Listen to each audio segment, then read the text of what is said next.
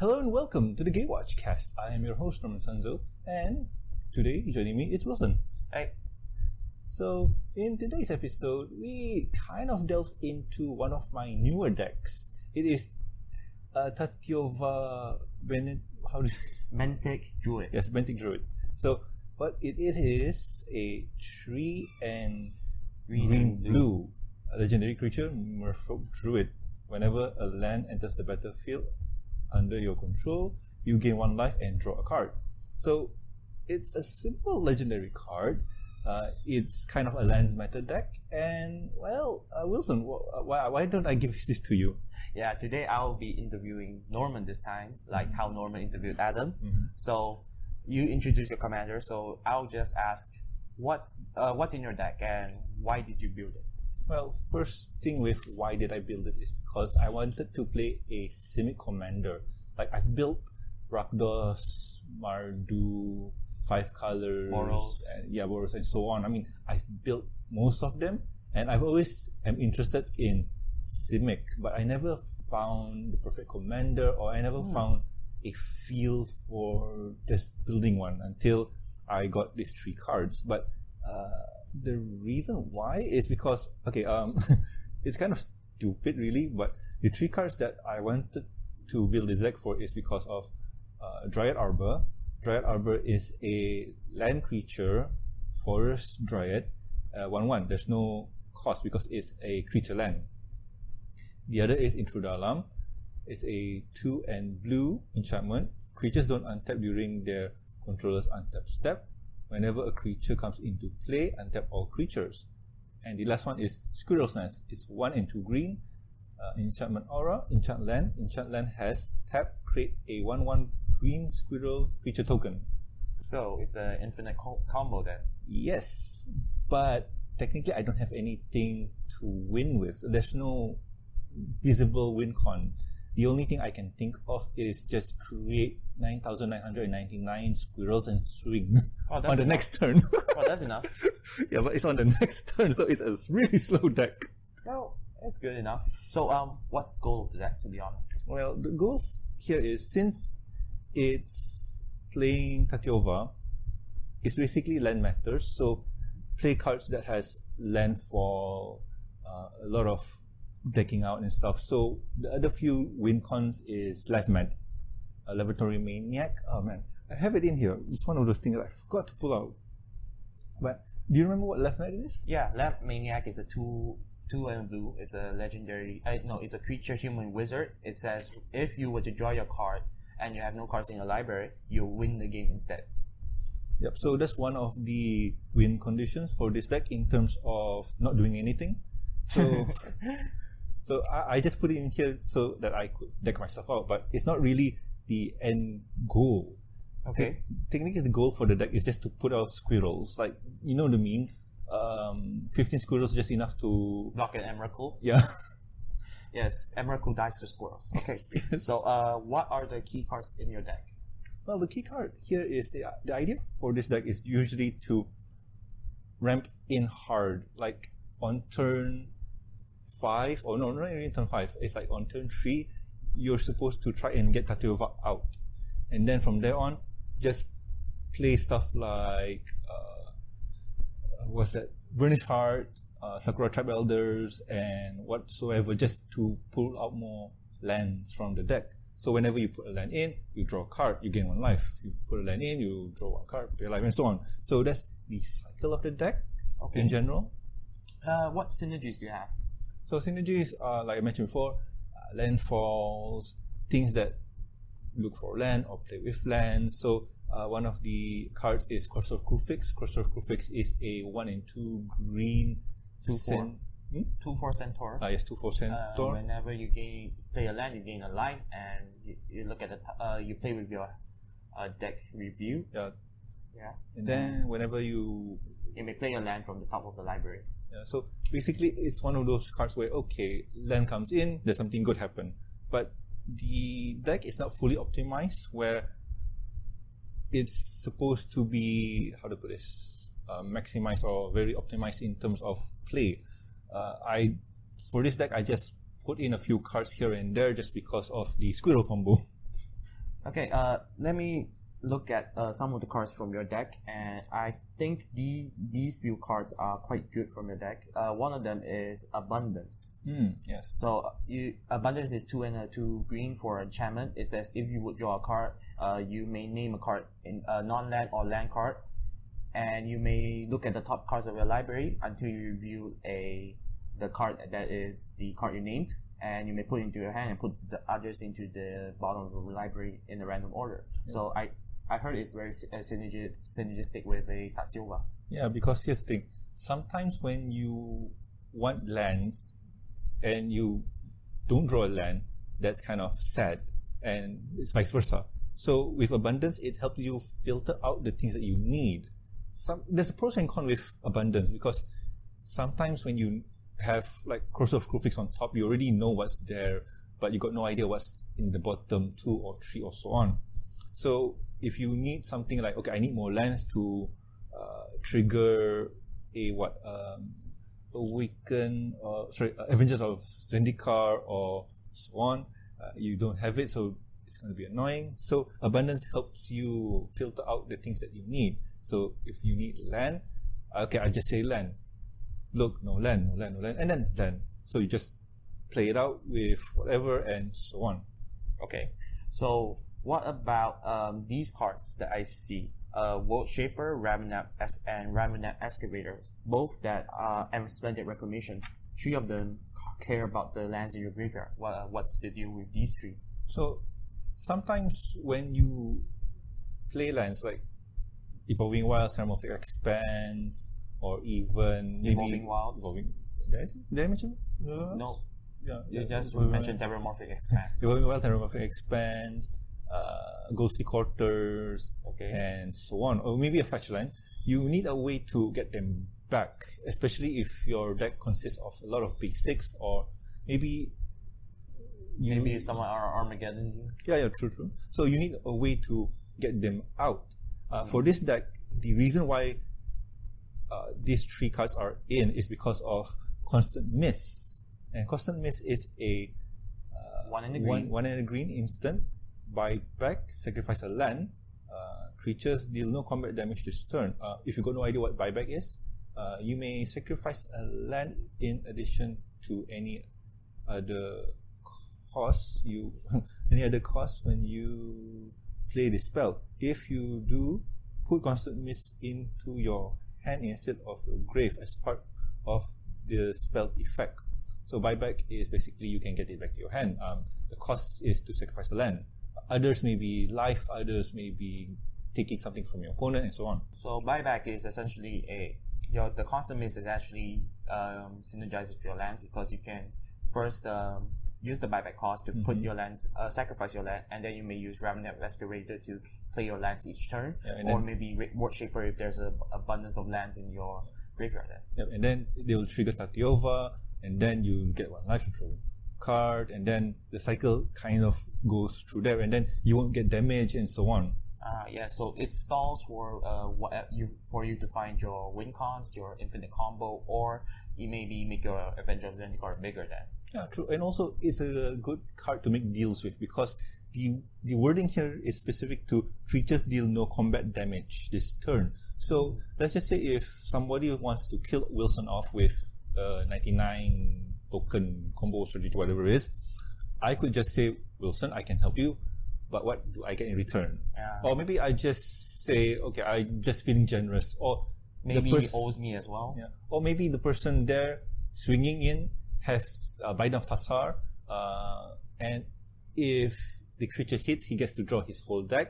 Maybe you do not want that. So this kind of prevents that. True.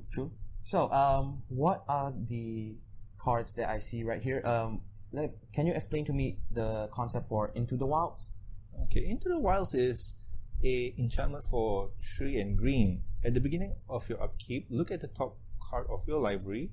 If it's a land card, you may put it onto the battlefield.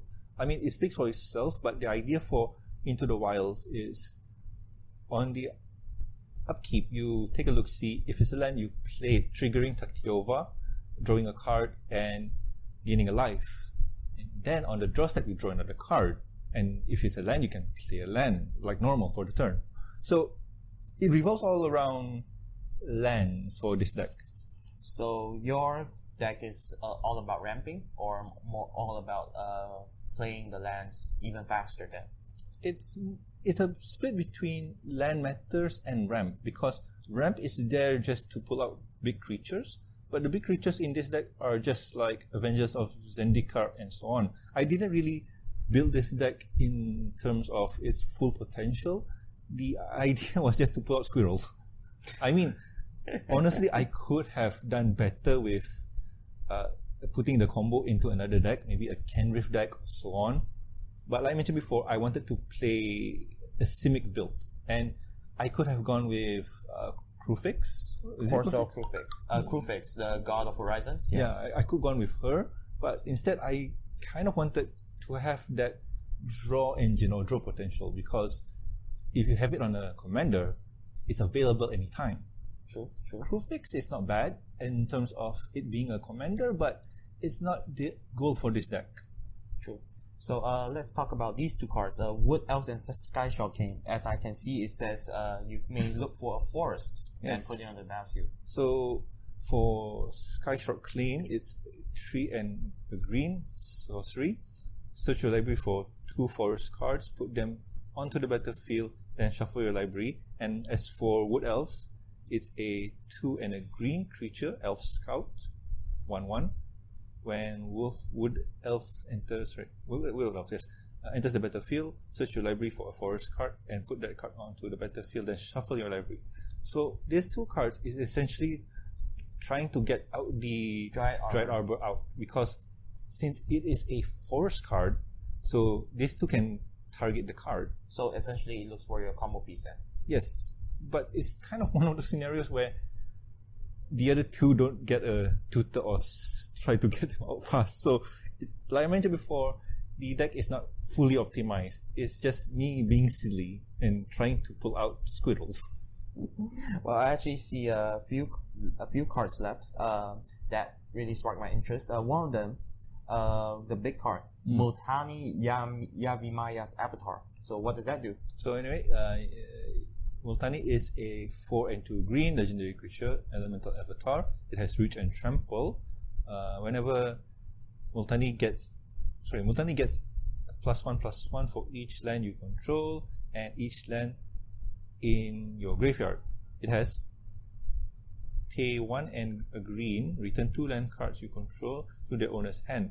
Return Multani from your grave to your hand.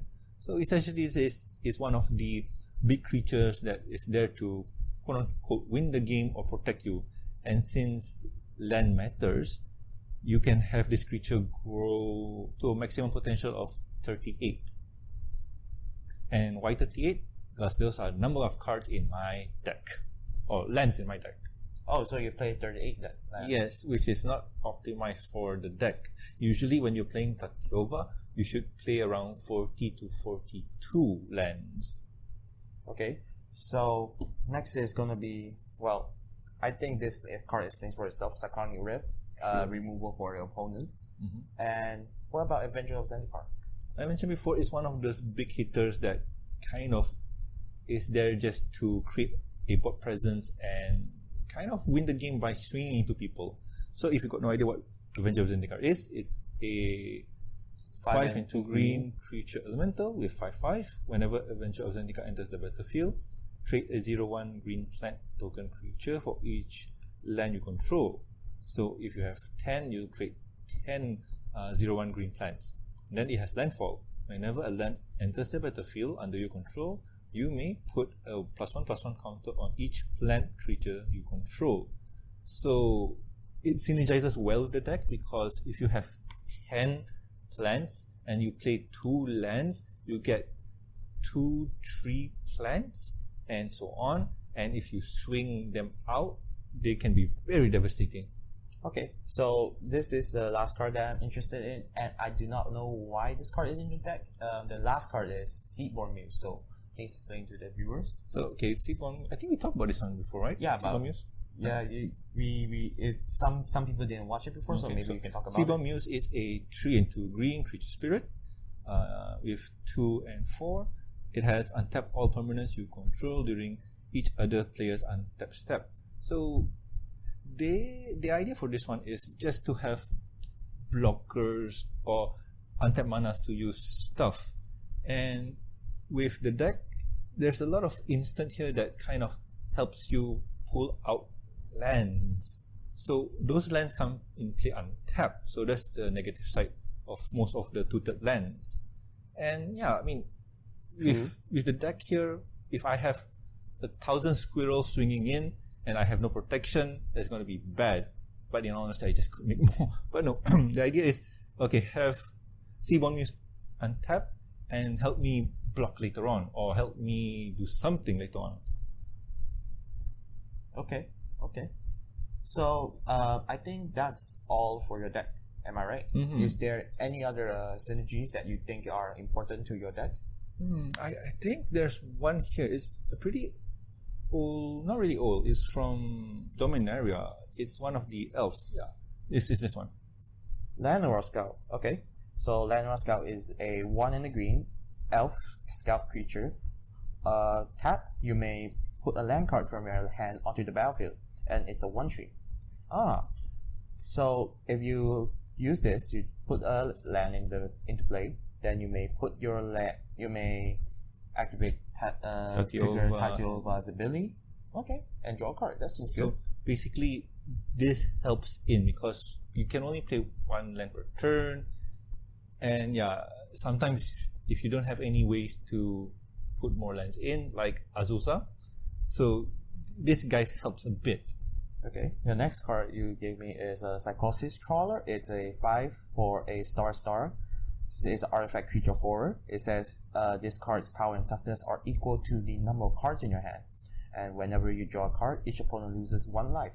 So what this means is whenever you draw a card with Tatyova's ability, you get to drain your opponent for 1. Am I right? Yes. And this is good. It synergizes well with the idea that I have. And since, I think the biggest guns for this deck would be the Avenger of Zetikar, Multani, and also Psychosis Crawler, based on how many cards you have in your hand. So with this 3 on board, I'm going to be the biggest threat and I can swing in safely. Maybe not for Avengers, because Avengers, the idea for him is just to ask my little plant tokens to swing in. Okay. So do you have a Our Promise in this deck? Our Promise? No, I don't. No worries. I think there's a lot of improvement in your deck that you could play. Although I'm pretty sure you just randomly put the cards in that depends on the lands, right? It's that, and also it's one of those things where I try and build it to synergize with what I have. And this is technically build number 1. Okay. Still in alpha. So today is going to be, or tonight actually, is going to be its test run. So let me ask you, what do you think you would change in your deck? What cards would you put in? In all honesty, if I want to go serious with this deck, I'll remove the squirrel combo. No. Keep the squirrel combo. The squirrel combo is good. But if, in all honesty, if it were me and I want to make this deck a threat, or not really threat, just viable as a fight, I'll remove the squirrel combo, add in 2 or 4 more lands, mostly basic, because I won't say this deck is on a budget, but basic lands are kind of easy to get in and out, because you have a lot of cards that help you find basic lands. True. Like we mentioned before, Evolving Wilds, Storm of Expanse. What's the other one? There is one I forgot. It's not Multani.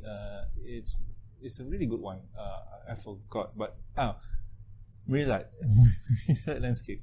Myriad Landscape, a land card. It says when it enters the battlefield, tap it for 1 colors, or you may pay 2 and tap it and sacrifice this card. Search your library for up to 2 basic lands that share a land type. Put them onto the battlefield tapped, and then shuffle your library.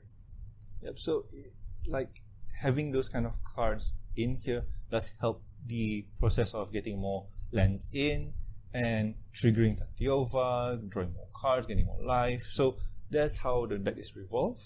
But tonight or today, I'm going to try and see how it works in a real game. Well, I would suggest you to keep your infinite combo, because sometimes you need the infinite combo to face off against people who play like a Ulama, Kozilek, maybe the new Emrakul, stuff that has very big protection, and sometimes you need to go wide instead of going tall.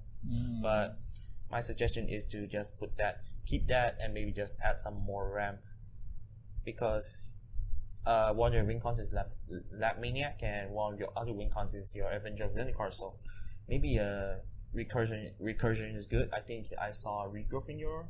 Yeah, there is a regrowth, and there is a few more cards in terms of getting stuff back into the deck. There is... Oh man. Predator's Council. 5 and 3 green sorcery. Return all cards from your graveyard to your hand and exile this card. You have no maximum hand size for the rest of the game. This is a good card because first off, it gives you a permanent reliquary tower effect, and it allows you to return all your cards from your graveyard into your hand instead of just the library. And the second card you gave me is Elixir of Immortality, 1 mana artifact. You may pay 2 and tap this. You gain 5 life, and you shuffle Elixir of Immortality and your graveyard into the owner's library. So these two are the cards that allow you to put back your cards into your hand or your library, right? Yeah, so it helped me recur again and again. Let's just say if I have 10 cards or maybe 20 cards in my hand, and then somebody plays a windfall, I need to dump 20 cards and draw 20 cards back. True. But if I have a combo piece inside the grave that I need to get it out somehow, I have those two to help me get them out. Well, I think you should play Windfall on your own, so you can play it with Psychosis Caller. That is true. That is true. Okay, so do you have any cards that allow you to play more than 1 land per turn? I just remembered that I have this guy in, and that's the only one I have. Oh, okay, so you have Wayward Swordtooth, a 2 and a green, a 5/5 creature dinosaur as Ascent.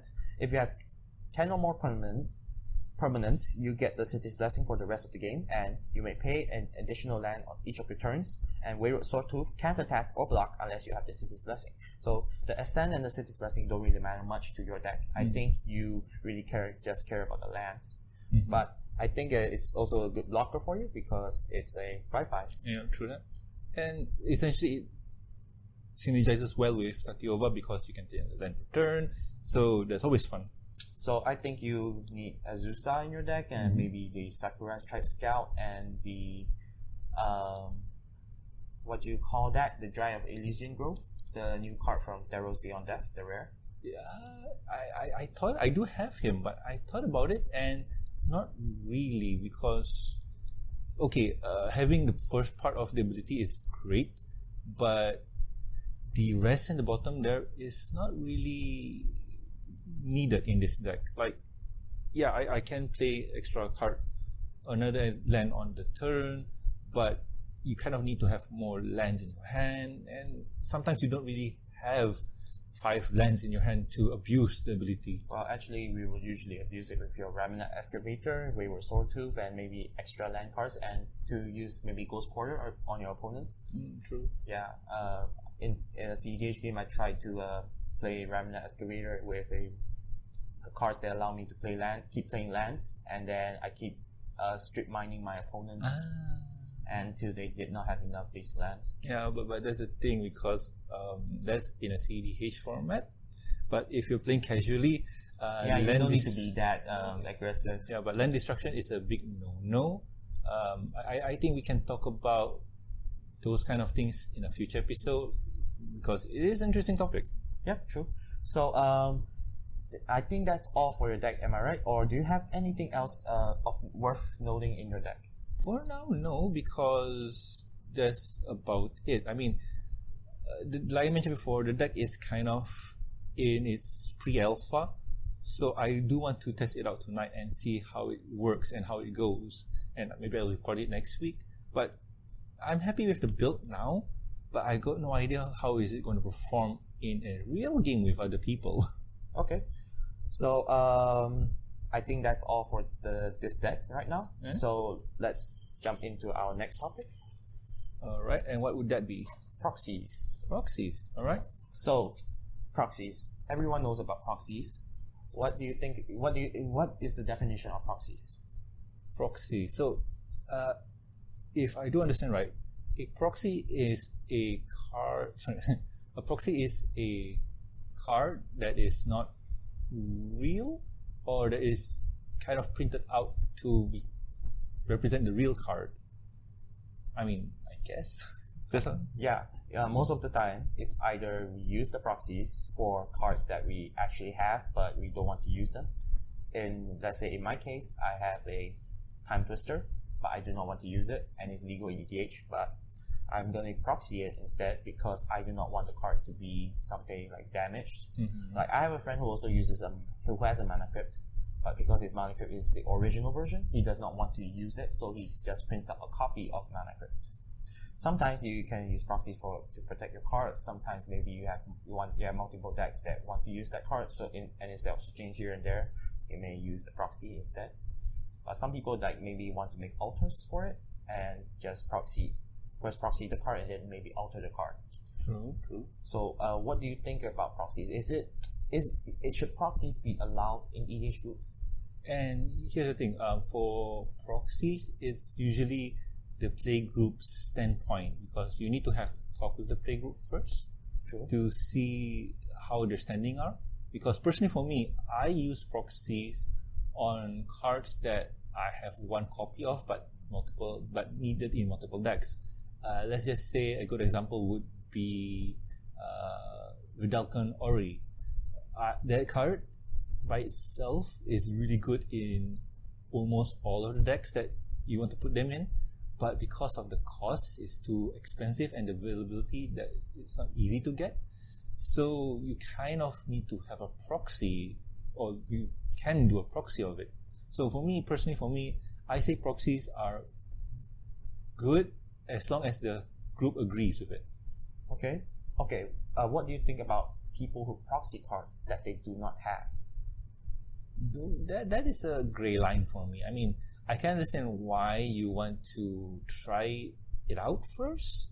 For me, it's one of those things where, okay, you can do the proxy first just to test out a card that you're on the edge. Like, you're not really sure if you want to buy it or not, because it could be expensive or it could be hard to get. So you want to test it out before you spend time and effort and money into looking for it. So if you try it out and if it's not working for you, then okay, no harm done. But if it's one of those things where, oh, you love this card and you don't want to spend any money on trying to get it, I mean, that's one of those things where if that's the case, we all can build tier 1 commander decks by having proxies, and that's not fun.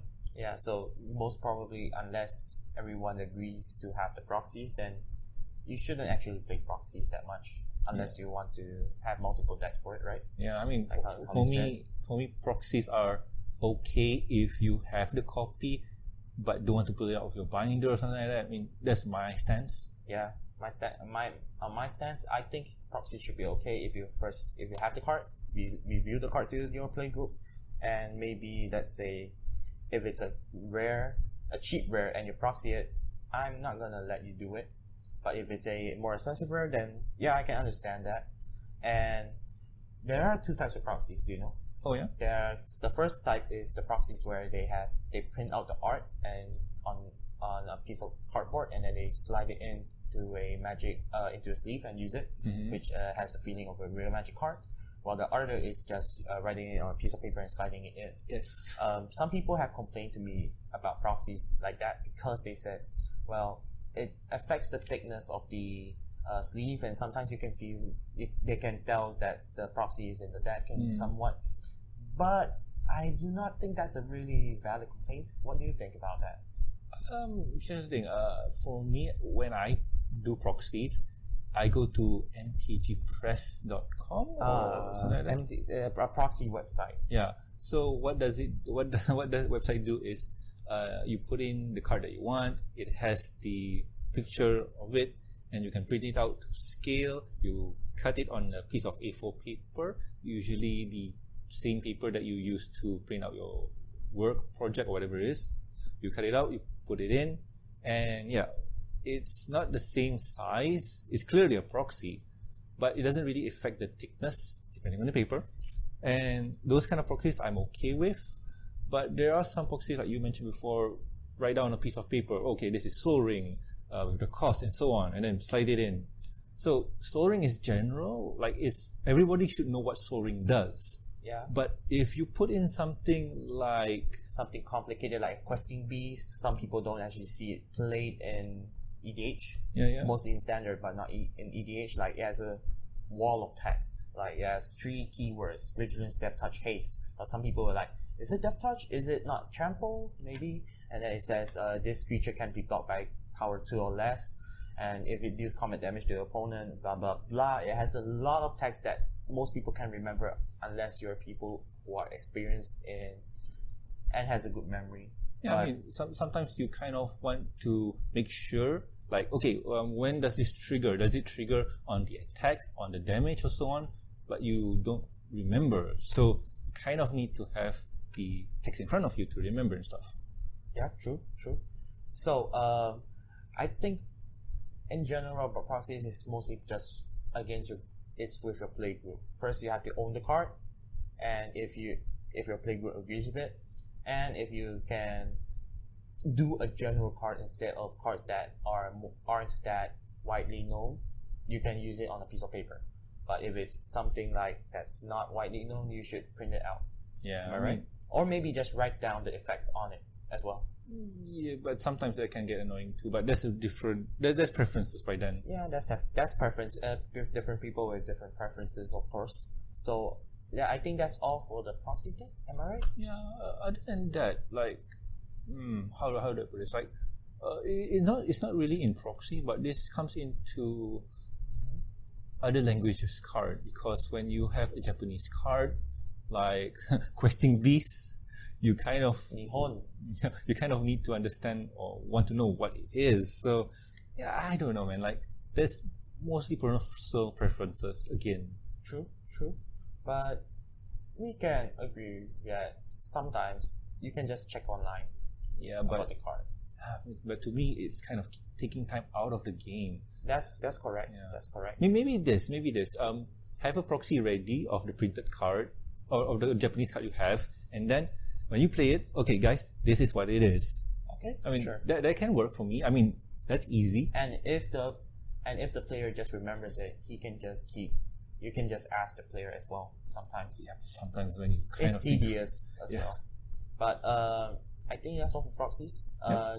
Should we talk about altars? That's a different topic now. Kind of, yeah. I mean, it's not proxy level, but it's kind of to a point where it's borderline proxy. Yes, it's borderline proxy, but it's so for those that do not know what altars are, it's essentially cards that are in a different art, but it's drawn by people that's not from Wizards. Yeah, probably drawn by fans or artists and whatnot. Yeah. I mean, there's also altars of official artists. Yes. Sometimes maybe you go to official events, like from Channel Fireball events, or maybe a Magic GP, Magic, I don't know, but sometimes they will hire the artist there, and sometimes instead of just signing it there, they will do an altar of your art. Let's say they, at your request, and you give him some cash, he would maybe turn your Mikaeus into a Darth Vader. Yeah. I've seen that before. I even seen someone turn their the shark partners, Bralin and That's new. That's new. But I've seen someone like turn them into a Moana altar. With the guy who turned Maui, the rock, Maui, into a shark, and then they put the altar there. Oh wow, okay. Yeah, like maybe sometimes people alter it to have a panorama, but sometimes there's a problem with altars, which is they turn the card too thick. Yeah. First they turn the card too thick, which actually makes it very obvious in a sleep deck. Do you think that we should allow altars? Now, altars of real cards, it still goes to the playgroup. Like, if the playgroup agrees with it and whatnot, I mean, if it's a soul ring done into something else, like maybe the one ring, something like that, Okay. I don't mind, I guess. But when it goes to something like a complicated card again, so sometimes when people do alters, they cover up the whole text to make it look really nice. And yeah, maybe for me, I still think that those kind of situations are a big headache to deal with. Yeah, I agree with that. Although I do like alters as they can change the art of the card. Sometimes you play the card, sometimes you get bored of the card. But when you alter it and then you have more motivation to play with. Oh yeah, true. I remember there's one site I showed you before, and it deals with alters, but it's not a sleeve. Yes, it's not drawing up on it, but it's a sleeve that you can slide it in, and it adds or change the art. So I'm okay with that because it's a sleeve, so you can. Me too. Yeah, if you don't like it, you can just pull it out, and change the sleeve back, so on. Yeah, I forgot what's the site. Like, it's called Alter Sleeve something. Alter sleeves. Yeah, I think so. I'll try and put it in the show notes. Sure. In the description and so on. But yeah, those kind of things. It's www.altersleeves.com. Yeah, so those are fun. Like when you have those kind of things and you see, okay, let's just say you have your favorite commander, probably an Ekusar, and you want to spice it up. You don't really want to spend money on getting a Judge Foil, so you kind of see what's out there. True. And this kind of things are cool. Like they cover it up.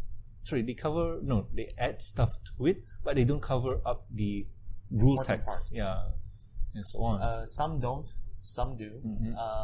I just saw Liliana that they covered up the text, but we all mostly know what Liliana the Veil does. Mm-hmm. Sacrifice, draw, discard.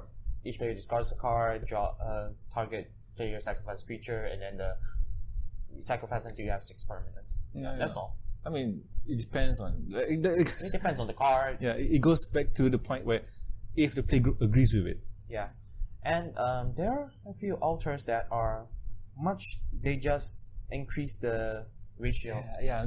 No, it's not increasing the ratio, but just making them borderless. Yeah. Like how Wizards doing now. Yeah, but Wizards are doing a borderless cards, but sometimes these extend towards the bottom as well. Mm-hmm. But I don't know. Is alter a good thing? It depends on what kind of alters you are going for. For me, with the Alter Sleeve website, I'm cool with it because you're not really diminishing the price of the card by drawing on it. I mean, a good example is the Sensei Divining Top you sold to me. The price back then should $45. be $45, but since it was signed by the artist, it depends on the person as well. Sometimes they think it's good to have the sign, but sometimes people think that signing it makes it into a, it diminishes the price and so on. Diminishes the price. So, but there's a scenario there. Like Magic cards in general, it's all about the quality of the card, how mint it is. What's the quality of it? Is it destroyed? Is it played and whatnot? That's why you have a grading system where, okay, this card has been lightly played. Near mint. Yeah, near mint and so on. Heavily played, lightly played, as you said. I mean, damage and so on. So those kind of things are there for a reason. And if you have a near mint card, but it's been signed by the artist, so what does that do? Like, I during that time, I think I sold you cheaper, like 2.5. I think you sold it to me for $2.8. $30, $40, I think. Oh yeah, 40. Yeah. No, I think I sold 100 ringgit. 100 ringgit. Yes. Yeah, because it's like 45. I multiply by 3, it will be like 140. Yeah. But I chose not to.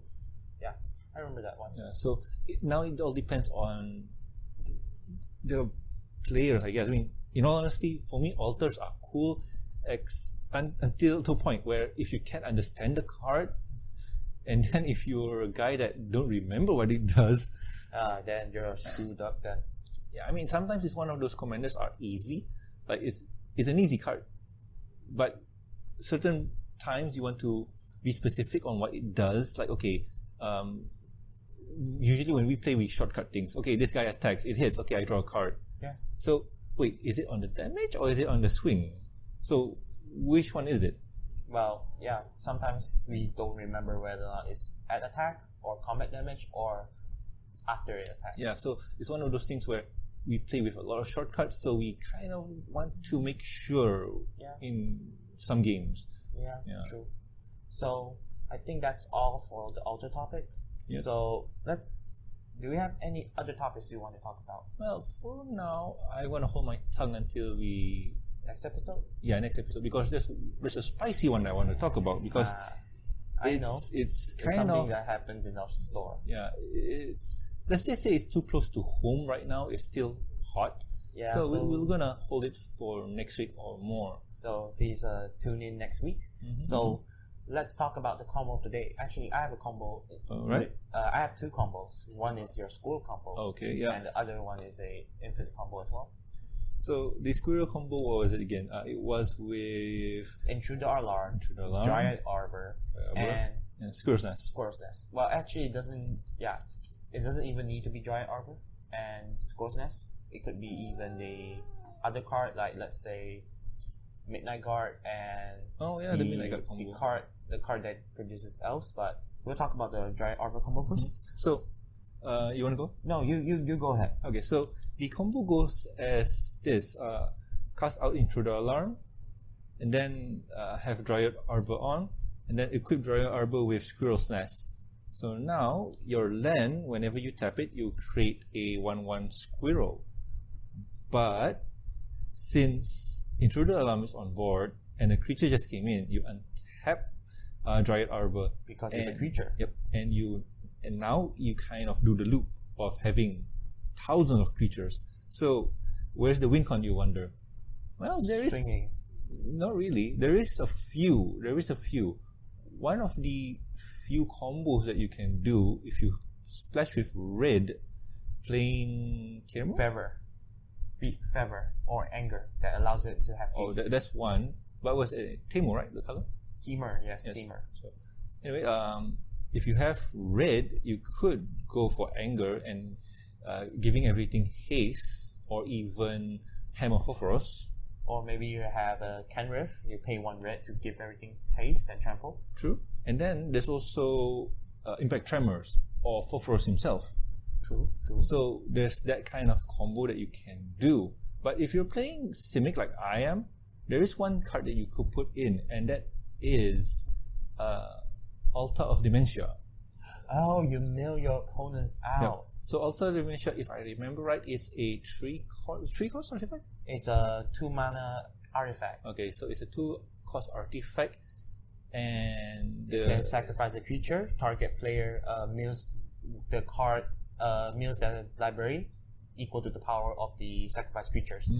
So it's a 1, so you'll be sacking about 99 squirrels to mill somebody out. And some people, most probably, when you have the combo, you don't really have to be 99, maybe 60, maybe 70.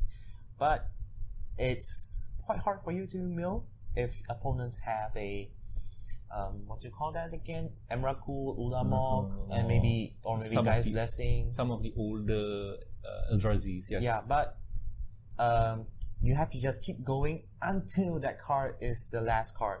You just say, I mill you until your card, your last card is Emrakul.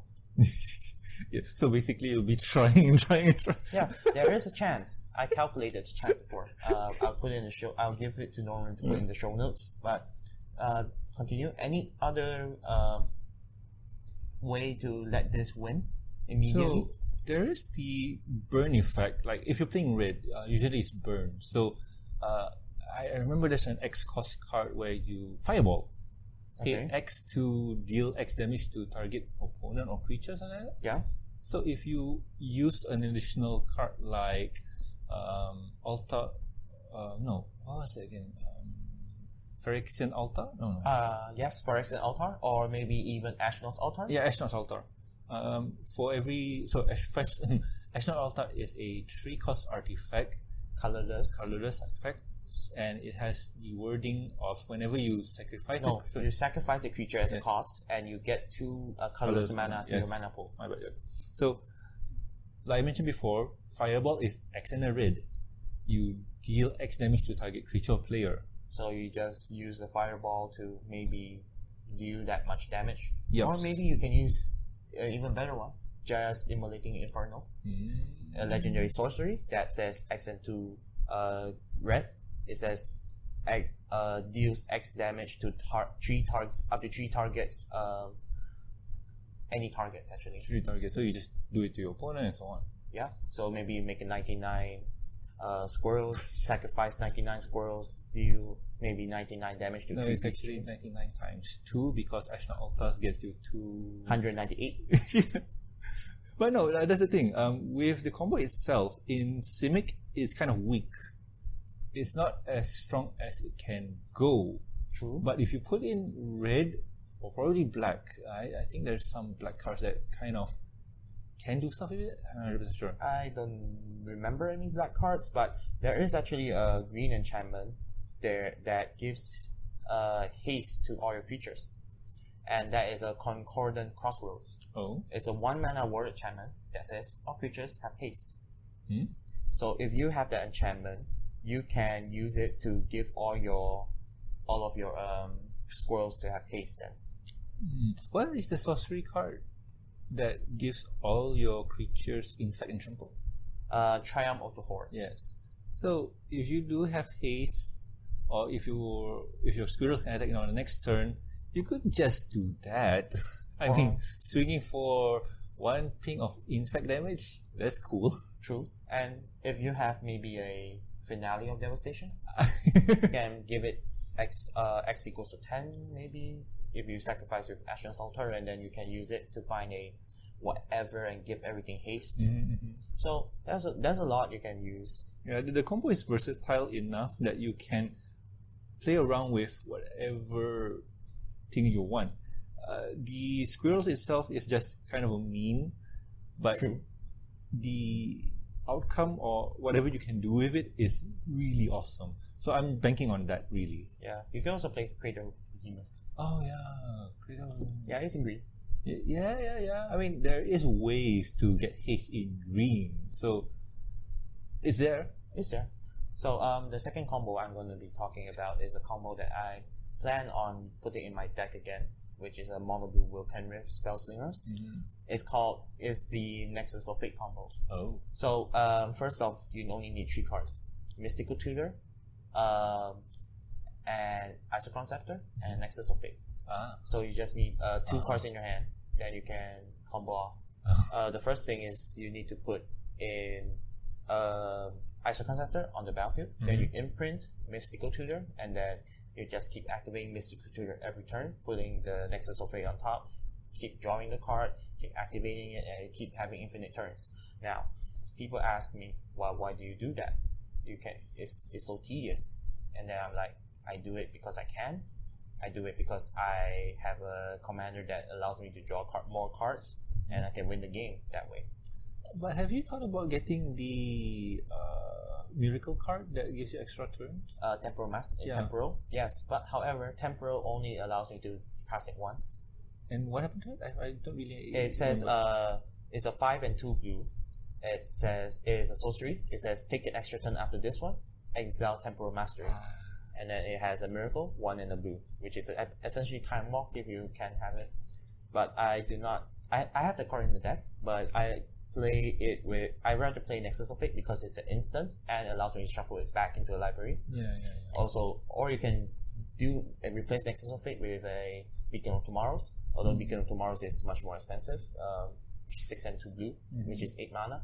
Nexus of Fate, 5 and 2 blue. Yeah. Oh yeah, 5 and. But I have something called Wilken Rift as my commander, so I use Wilken Rift. I activate Wilken Rift to minus to draw 2 cards and discounting my instant sorceries and planeswalker for 2, so I can keep using the Mystical Tutor, then putting the card on top again, casting it again, shuffle back, activate it, keep doing it over and over and over and over until I can find my win con, until I can find my cards that I need to activate Wilken Rift, or maybe even win the game on the spot. So that's an infinite combo you can put in. If you're mono blue, your Simic, maybe you can put in your Simic deck as well. As long as there's blue, you can put that card in there. Yeah, I mean, but personally for me, I don't do extra turns because it's what it depends on your playgroup as well, but I do it because if there are people who I do not like, who always does stuff that doesn't just affect me but affects my friends, I'll take out the deck, I'll play the deck, and I'll just win against him. And if he complains, I'm like, if you can do it, why can't I? You hypocrite. True. But I mean, personally for me, I don't do extra turns because I used to do extra turns, but I don't do it now because it's kind of tedious when you don't have a win con ready.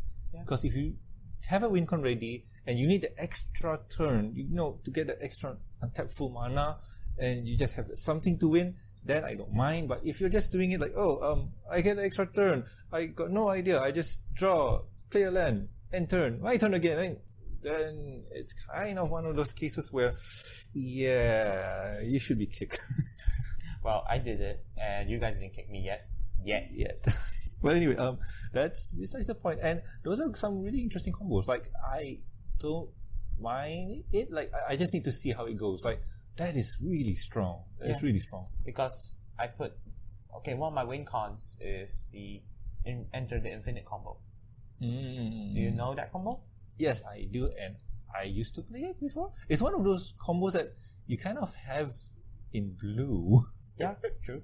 If you have blue, you will have entered the infinite combo. Yeah, but we'll keep that combo for the next session, for the next one. So, is there anything else you want to talk about? You said you want to talk about this one, no? Or maybe later? No, it's just, I just showed just it on to the you, show, for lols. But we can talk about it. So, let's talk about a card that is very funny. It's called Bureaucracy. Bureaucracy. Bureaucracy. I forgot how it's pronounced. It's 3 and 2 blue. It's an enchantment card from Unglued. Now, why would we be talking about Unglued? Well, it's a funny card. So, it has a very long rules text, so we're going to have it on the screen right now. Pursuant to section 3.1 4 of Richard's Rule of Order, at the beginning of the upkeep of each participant in this game of the Magic the Gathering trademark trading card game, hereafter known as player, that player performs all actions in the sequence of previously added actions, hereafter known as action queue, in the order those actions were added. Then adds another action to the end of the action queue. All actions must be simply physical or verbal that a player can perform while sitting in a chair without jeopardizing the health and security of said player. When any player does not perform all the prescribed actions in the correct order, sacrifice Bureaucracy, and said player discards their complement of cards in hand, hereafter known as hand. So, I looked at this card the whole night, last night, without sleep. I slept this morning for 3 hours. And I finally figured out at 6 a.m. What do you do?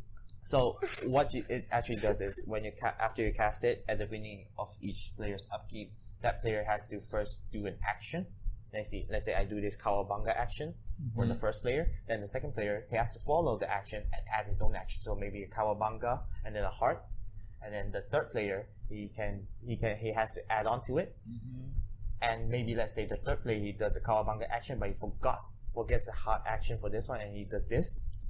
He has to the player who owns Bureaucracy has to sacrifice it, and the player has to discard his entire hand. Yep.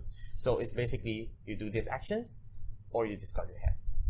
So basically, it's a stupid card. Yeah. And I think we can do a series where we look at the stupid cards from Unglued and the unsets. So maybe we can. Yeah. I like the idea. Yeah, but we can start from this week. Yeah, but you know what? Like, I'm seriously thinking of how to use this card, and I think you can use it in a Liliana-based deck where hand size matters. It's blue, not black. Yeah, so you can mix it. True. Maybe a blue-black discard deck. Yeah, I mean, it can work, but it will be silly. true. Maybe there's a Chinese game called 请你跟我这样做. Like this is like you clap this, then you do an action or whatever, and then the player has to continue doing it. I remember having a game where one of the players wanted to play with a uncard, and we said it was okay, it was cool. Oh, it was the Surgeon General Commander, right? Oh no, this was early on. Early on, okay. And one of the cards was a red card, and whenever, if I'm remembering right, is whenever an opponent, or whenever he plays a spell, he needs to state he needs to state what the card gets in terms of ability. So when he casts a spell, he says lifelink. Okay. And then what does he do? No, I think every player that casts a spell, he needs to say an ability of the card that the card will get. So if you play a spell, okay, and then I say Death Touch, the card will have Death Touch in its text, and then so on and so on. But you cannot repeat the same ability again, so you can only use it once. Wow, it's in red? Yes. It is so dumb. I know, it's dumb but strong. Okay, just imagine this. It was a counter battle. It's a counter battle. I'm swinging you for huge damage, I think. And then you toss it. No, not toss it. Hero's Downfall it. Okay. And then I'll say, I'll since you cast a spell, I'll say protection to black. So if it were me, I would just say protection from everything. Yeah, I mean, but still, you need to progenitors. True, but at the same time you have to remember, whenever a card is cast, you need to add it on to the stack of skills that it has. So if you have protection from everything, but it's dumb. I forgot the card's name. But it's we can continue talking about the card next week. Yeah, well, it's so dumb. So let's go on to our final segment. Yeah, and final segment is the end step. Yeah, the end step. Like, what have you been doing? I mean, Wilson, what have you been doing, man? Recently, I've been trying to start on my own channel, but it's just an MTG Arena channel. Yeah, I'm just trying it out. But I have a surprise for people who expect it. It won't be me playing it. It will still be me, but not me. So you're going to be a VTuber. Not just that. Oh, it's going to be so surprising if you guys watch it. Right. But you guys will be surprised. Not worry. What have you been doing? For me personally, there's nothing related to Magic or... You just bought Double Masters. True. I haven't cracked it yet. So of course it's not here yet. Yeah. I mean, by the time that this is recording, Double Masters is already out, but we haven't got our stock yet. Yeah, so. True. So, I did get that, but other than that, nothing, man. Like, no movies, no... Well, you can go try watch this new movie, Peninsula. It's the Train to Busan movie. But the thing is, I need to watch Train to Busan first, and I haven't watched it. I haven't. Like, okay, I'm surprised now. Yeah. Okay. But no, I think I've seen a series, anime series before. I enjoy it highly, and what anime is it? It's called. There's two now that I think of it. The series I'm watching now is called God of High School. That one. It's that was good. a fighting anime set in Korea. Yeah. So that's fun. Like, it's a Korean anime, yes. It's a Korean anime? I thought it was. Actually, it's a Korean-based manhwa. Manhwa. So yeah, that is fun. I've seen a few and I'm already a fan of it. The animation is really nice. good. But I'm waiting for it to drop because, as you know, as anime goes on, the budget is not there, so they'll have to cheap out somewhere. True. And the other one was Beastars. So that one was a lot of fun. Beastars. Yeah, I can't wait to watch season 2. That one should be, I don't know, there's no announcement on it. But I can't wait. It's going to be fun. So I think that's about it. Yeah, so remember guys, to after you watch this video, please drop a like, subscribe, and leave a comment for any other content you want to see. And please just like it. You can subscribe to just support us, even if you do not like us. I mean, if you have any questions or suggestions for the show, you can contact us at thegatewatchcast@gmail.com. We have an email. And other than that, do write down in the comments, like and so on. Because if you comment to us, we'll reply and we'll see what we can do in the future. If you have a suggestion for us, type it down there and we'll try and cover it. Yeah, sure. So anyway, that's about it. I have been Roman Sanzo. And I'm Wilson. And we guys catch you next week with another fun episode of the Gatewatch Cast. See ya.